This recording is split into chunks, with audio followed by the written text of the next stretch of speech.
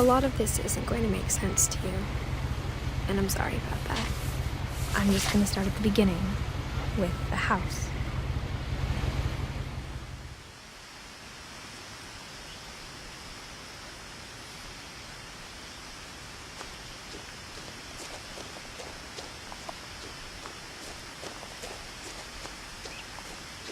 I lived here until I was 11, but I wasn't allowed inside half the rooms.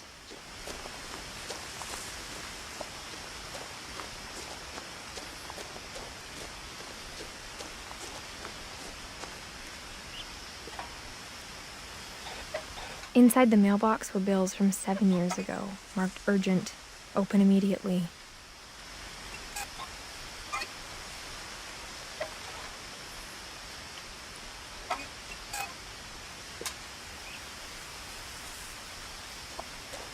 I hadn't been back since my brother Lewis's funeral.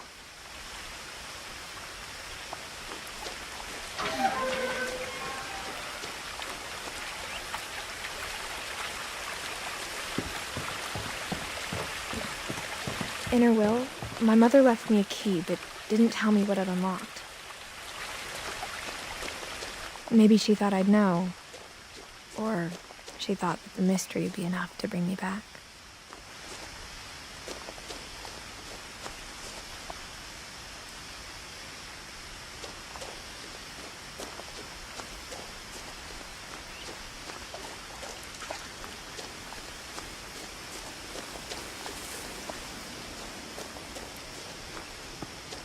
The truth is, even after I inherited the house, I never thought I'd come back to it. But now I had questions about my family that only the house knew the answers to.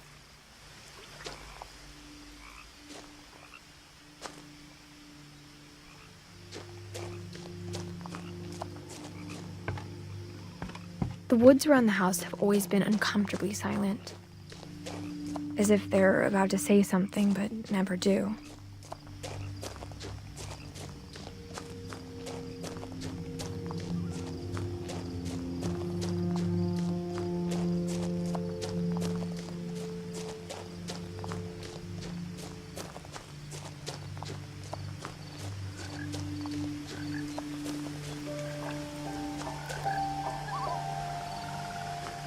The house was exactly like I remembered it, the way I'd been dreaming about it.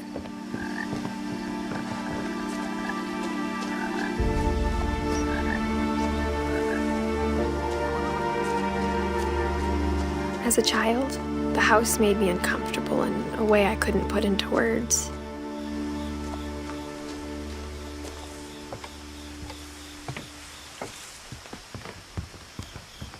Now, as a 17-year-old, I knew exactly what those words were. I was afraid of the house.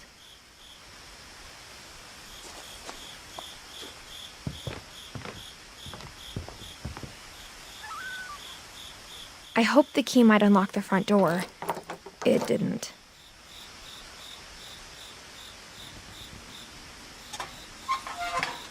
Looking in, I felt like the house itself had been waiting for me.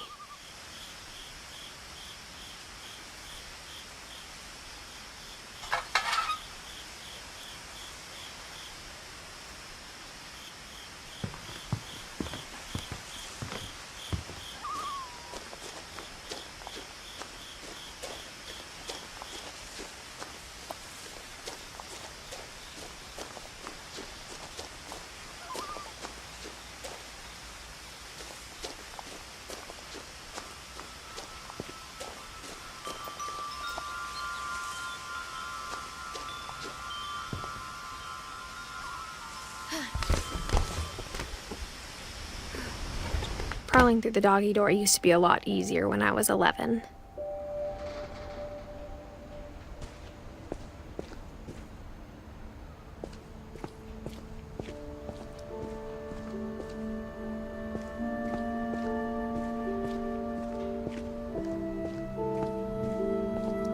For the first time in years,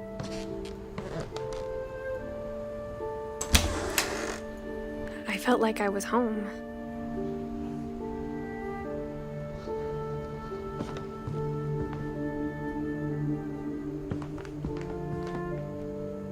But instead of a family, there were just memories of one.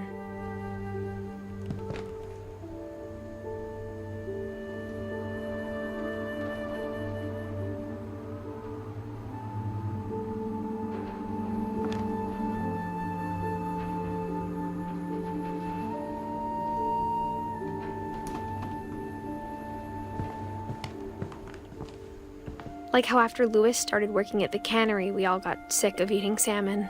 Except our cat, Molly.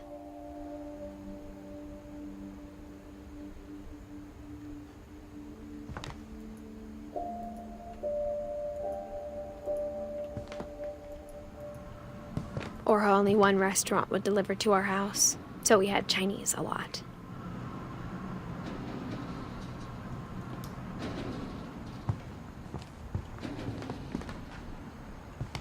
Nothing in the house looked abnormal. There was just too much of it, like a smile with too many teeth.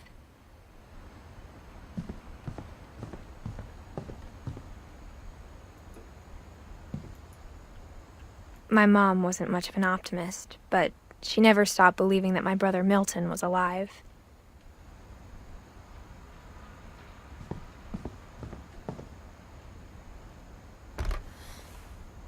Edie told me once that every Finch who ever lived is buried somewhere in the library.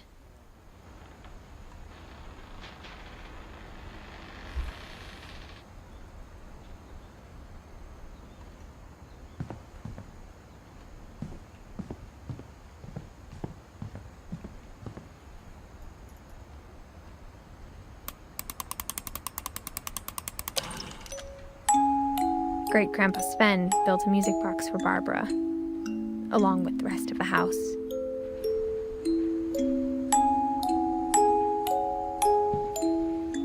Mom always told me to stay out of the basement, so I wasn't too surprised when the key didn't fit.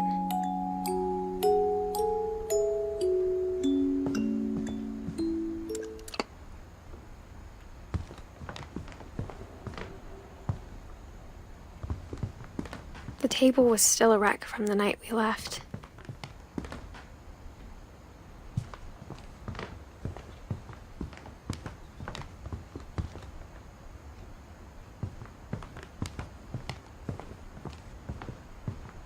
It was like a bomb had gone off, killing everyone but sparing the furniture. My mom was the only one of us who could imagine Great-Grandma Edie living in a nursing home.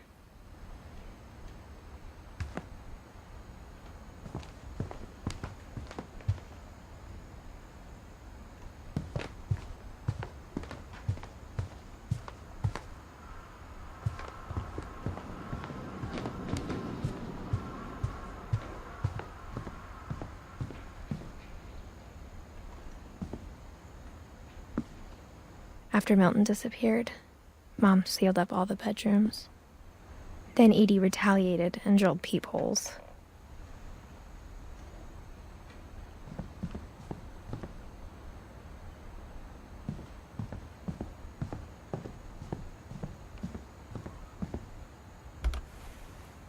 As a kid, I just assumed every house had peepholes and sealed rooms you weren't allowed inside of.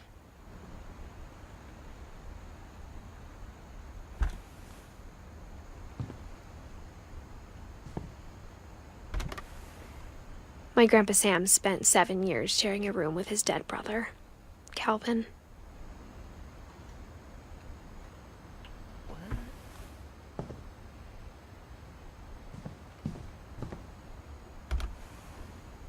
The last time I was in Edith Sr.'s room, I was 10 and she was painting my portrait.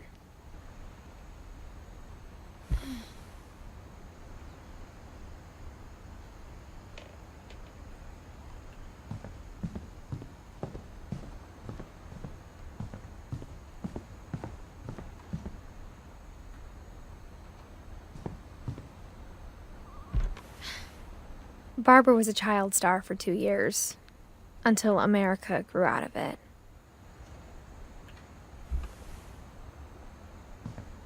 Edie's father, Odin, built the original house.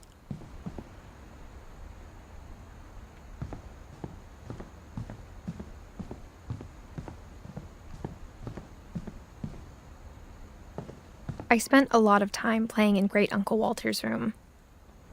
I think my mom sometimes regretted not sealing it up.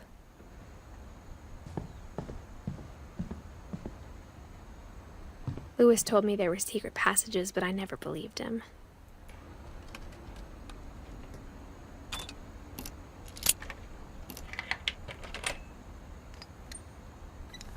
Turns out, my mom was really good at keeping secrets.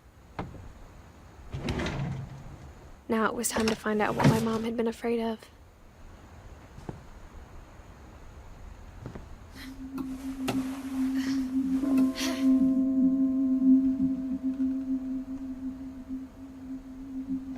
Reading this, maybe it sounds like I had a plan. But I had no idea what was behind that door.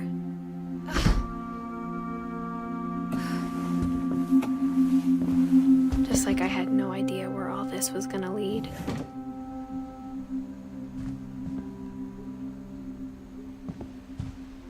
I grew up looking at Molly's room through the peephole.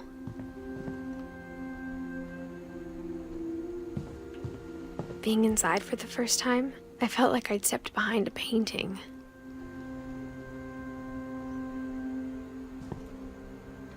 Molly's gerbil had a tiny bedroom with its own even tinier gerbil cage.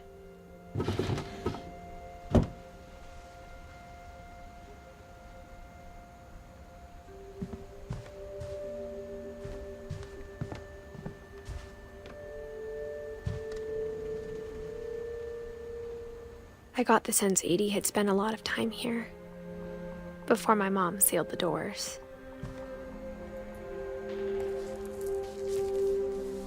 December 13th, 1947. Dear Diary, I'll be gone soon, but I wanted to tell somebody about what's gonna happen. It started when Mom sent me to bed without dinner. I woke up and I was starving, so I looked around for something to eat.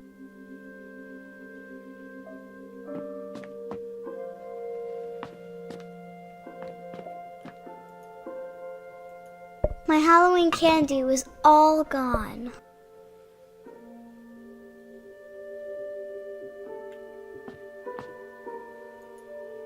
The gerbil food was dry, but I didn't mind it.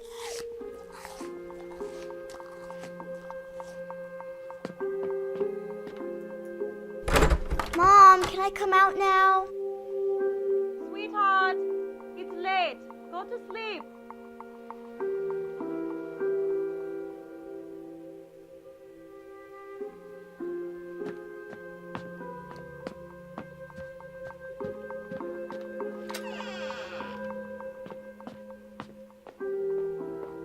I kept eating and eating.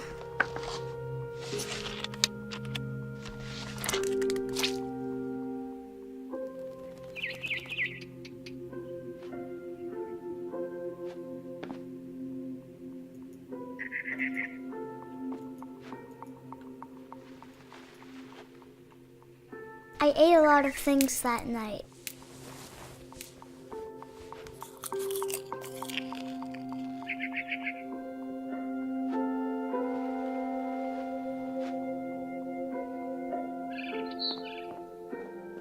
Then I heard chirping outside my window.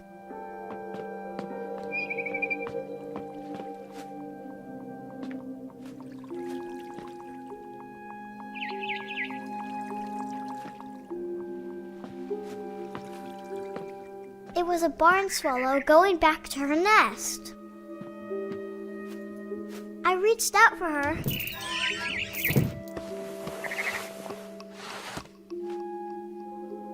And suddenly, I was a cat.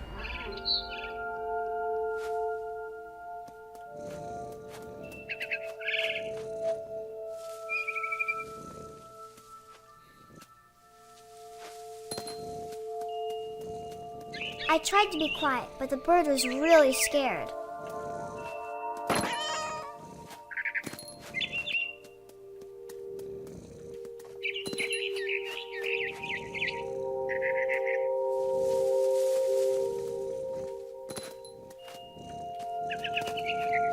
Mom and Dad didn't even look at me.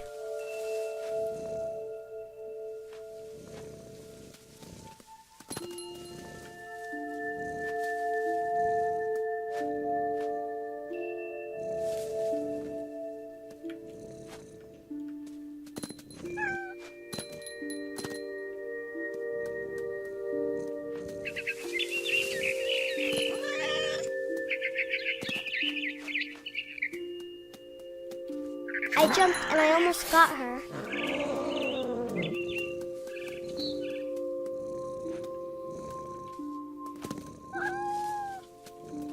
I could tell she was getting really tired.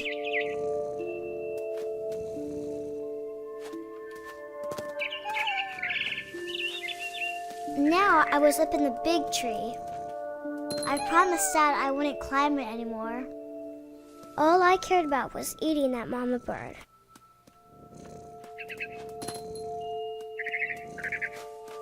I gobbled her up. And suddenly, I was an owl.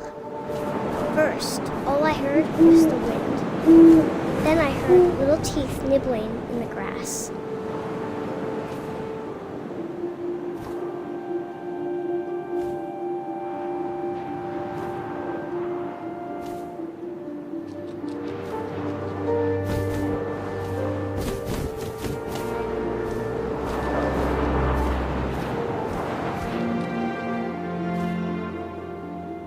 Rabbits.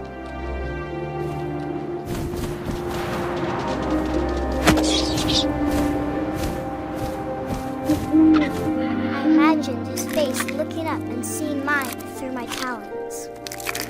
I swallowed him up, and I didn't chew one bit. Then I flew off to find something bigger.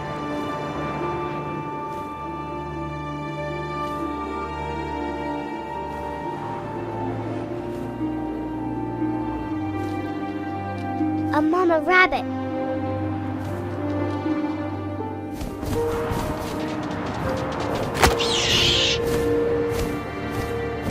She was almost too big to carry. I started choking, but I couldn't stop eating. And suddenly, I was a shark.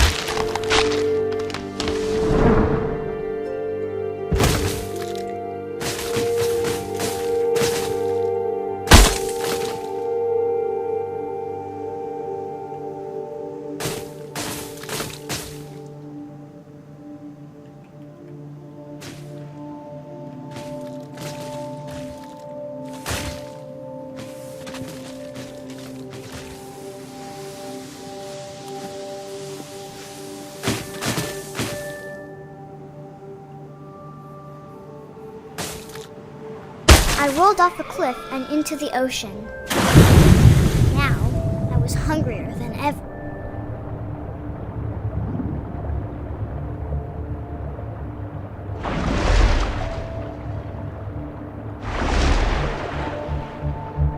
I wanted fat, juicy seals.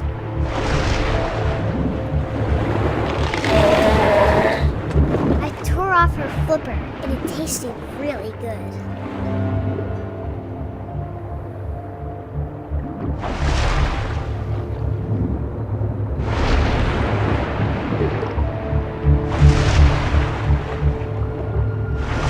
Grabbed on tight. And when I was so hungry, I jumped out of the water.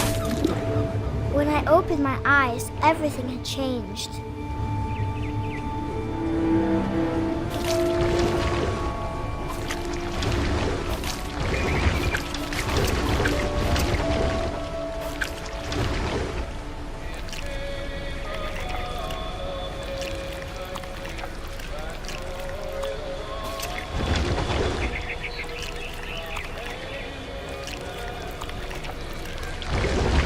Now I was a monster, and I smelled people everywhere.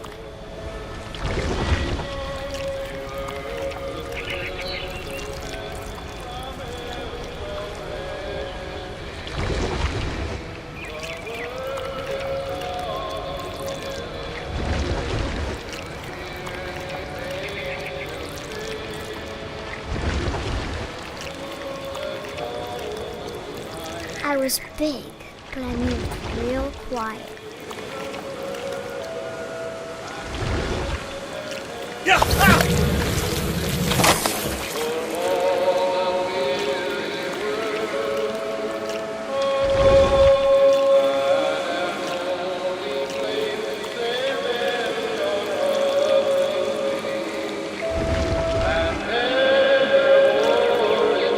I wanted to stop but also I didn't.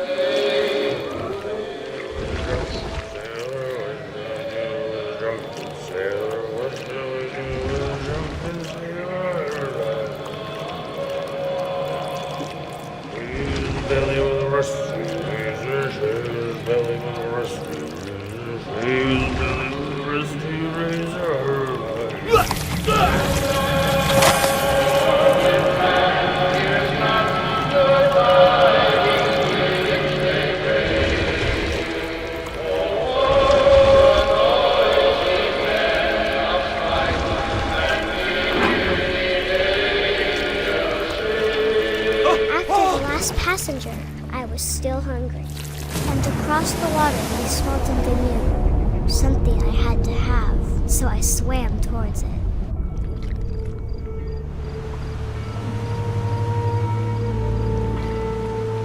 I slithered onto the sand, and the good smell went into an old pipe.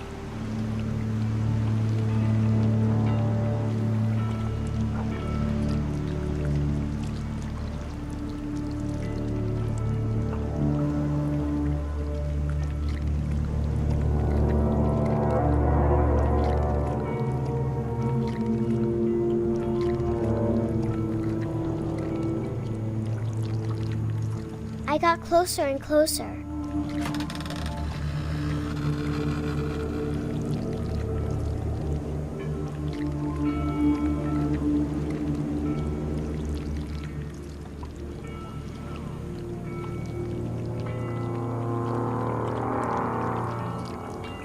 All of my stomach started growling. And suddenly, I was me again. I held my breath for a long time, but I couldn't hear anything. I think it's waiting for me to fall asleep.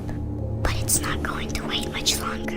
It needs to feed, and we both know I will be delicious.